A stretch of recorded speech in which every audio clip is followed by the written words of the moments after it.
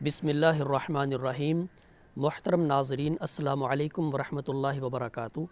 सिला रहमी की आज़मत और फ़ज़ीलत पर मैंने कुछ वीडियोज़ अपलोड की तो एक सवाल मौसूल हुआ कि सिला रहमी की डेफ़िनेशन में कौन से रिश्तेदार आते हैं और कौन से नहीं आते।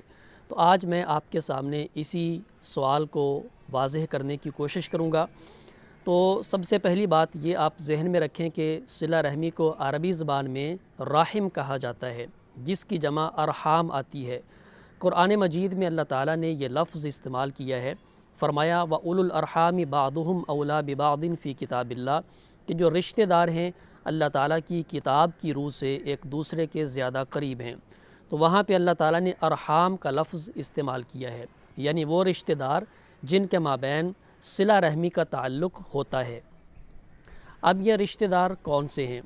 तो इसमें वो तमाम रिश्तेदार शामिल होते हैं जो माँ और बाप दोनों की तरफ से नसबी रिश्तेदार होते हैं, यानी जिनके साथ नसबी ताल्लुक़ होता है।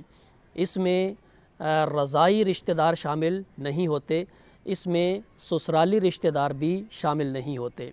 एक हदीस में नबी करीम सल्लल्लाहु अलैहि वसल्लम से पूछा गया कि मन अबर्रु या रसूल अल्लाह, कि मेरे हुस्न सलूक का सबसे ज़्यादा मुस्तहिक कौन है? तो आपने फ़रमाया था कि तुम्हारी माँ।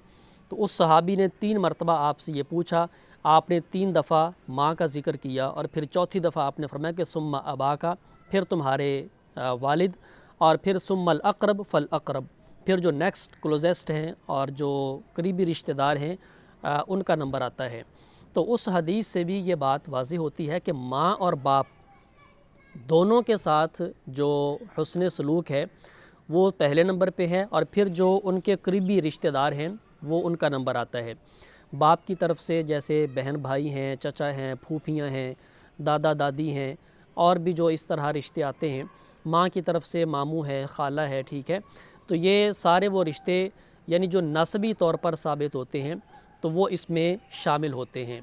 अलबत्ता शौहर के लिए जो बीवी के रिश्तेदार हैं वो अरहाम में शामिल नहीं, यानी उनके साथ शौहर पर सिला रहमी करना वाजिब नहीं है, और बीवी के लिए शौहर के रिश्तेदार अरहाम में शामिल नहीं होते।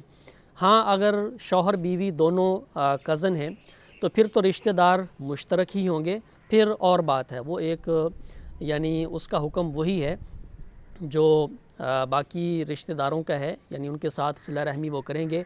लेकिन अगर वो अजनबी हैं, शौहर और बीवी, तो फिर वो एक दूसरे के लिए उनके रिश्तेदार अरहाम नहीं होते, यानी उन दोनों पर फिर एक दूसरे के रिश्तेदारों के साथ सिला रहमी करना वाजिब और ज़रूरी नहीं होता। अलबत्ता इस्लाम ये कहता है कि रिश्तेदारों के साथ उमूमी तौर पर हुस्न सलूक करना चाहिए, अच्छा बर्ताव करना चाहिए, और उनकी ज़रूरियात का ख़्याल रखना चाहिए। शौहर को बीवी के रिश्तेदारों के साथ और बीवी को शौहर के रिश्तेदारों के साथ अच्छा बर्ताव करना चाहिए।